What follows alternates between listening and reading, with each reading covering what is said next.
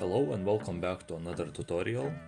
This time I will be showing you how to create a post-processing effect. More specifically, I'll be doing chromatic aberration. So to start off, let's add a camera 3D node so we can see the scene with the post-processing effect set up.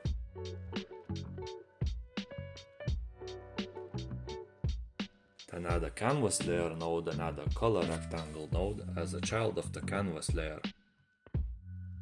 After this, we can see that the rectangle is a bit small to fit the screen. Here we see it's only 40 by 40 pixels. To adjust the color rectangle to fit the screen, you can stretch it out manually, or you can go over to your project settings and check out how big your window is. Here we see that the width is 1152 pixels and the height is 648 pixels.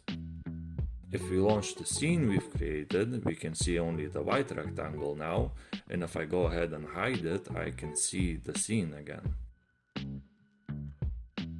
So to add a chromatic aberration effect, we will first need to add a shader to the color rectangle node under its material tab. Make sure the shader mode is canvas layer. Let's go ahead and delete everything besides the fragment function, since we will be only shifting the channels of the screen texture we see. To do this, let's first define a uniform sampler 2D variable, which will be our screen texture, identified by the hint screen texture. After this, let's assign our screen UV variable to a vector2 type variable, which will be our screen texture coordinates.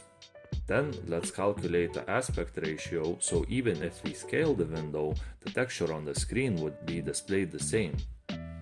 Now let's calculate our new scaled SUV according to the aspect ratio. Now we will add two more float variables, aberration and strength, where we will use the aberration variable to control the displacement of the color channels, and we will use the strength variable to limit the offset of the screen texture coordinates. Let's define the offset, which will be our normalized scale screen texture coordinates multiplied by the strength variable, and the aberration vector, which will be the offset vector multiplied by the aberration and strength variables. Finally, to finish up with the shader, I'll define new textures corresponding to our color channels by extracting the texture from our current screen texture and also shifting these textures by the aberration vector. Then let's apply the textures to our color channel by taking the red, green and blue channels from our new textures.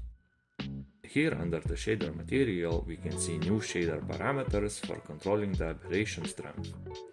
So let's launch the scene and look at our post-processing effect.